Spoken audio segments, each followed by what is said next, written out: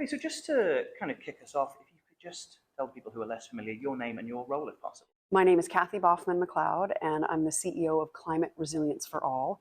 And our tagline is, when women are climate resilient, we will all be climate resilient. I love that. Thank you so much for joining us, Kathy.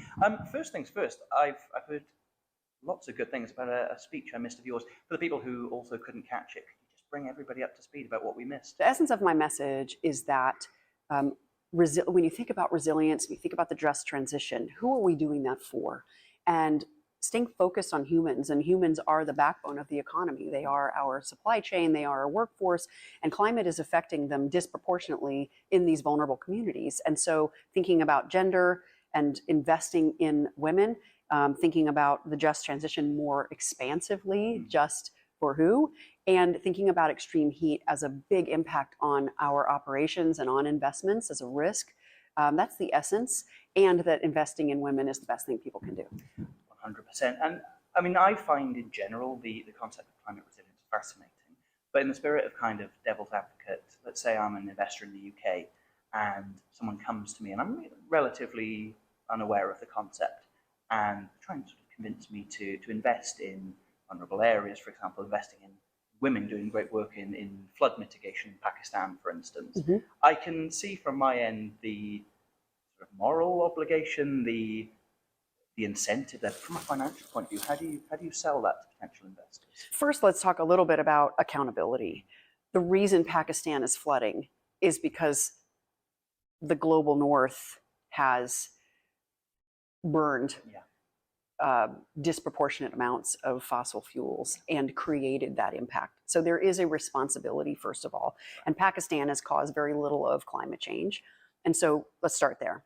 Secondly, the role of Pakistan and the people of Pakistan are a critical part of supply chains and agricultural supply chains. And so there is a direct hit when those people are taken out of production to the global economy. To the investor, it may take some time for them to see that hit, but there are many arguments as to why financially it makes sense. And eventually, those returns that we expect, they're getting smaller because those events are more and more.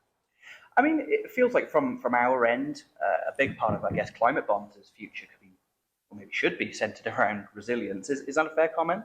Yes, because, I mean, we have to do both. We have to, we don't talk about the combustion engine anymore. I was going to say both pedals have to be pressed down. It's an electric car. Both pedals have to be pushed. We have to do mitigation. We have to do adaptation.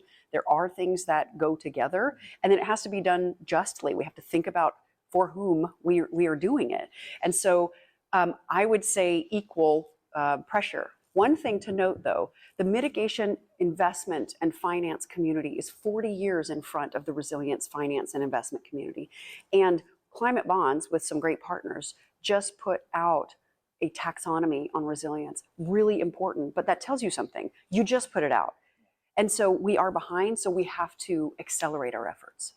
And then just finally on you, because frankly, some of the work you're doing sounds fascinating. I sincerely hope we stay in touch and I hear more about this. But just for the people who are dipping in their toes, what does 2024 look like for you? What have you got coming up that's particularly exciting?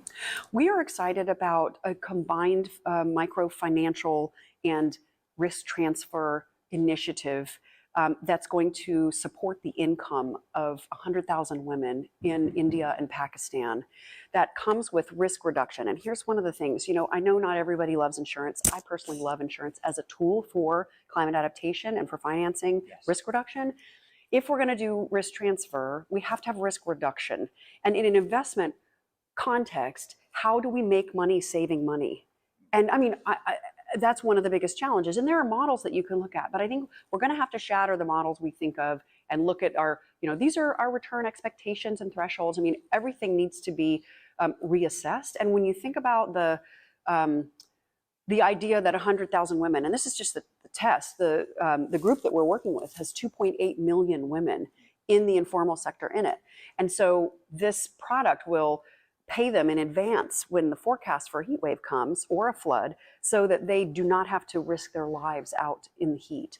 But it comes with risk reduction and an early warning system and financial inclusion. And so there's something about using the financial system as a safety net, and that's what the economy needs, not just the human beings, but the economy. And so testing that and making that better and sharing that with the world, I'm excited about that. I'm excited too, Kathy. What a pleasure. Thank you so much. Keep up the good work as well. Thank you very much.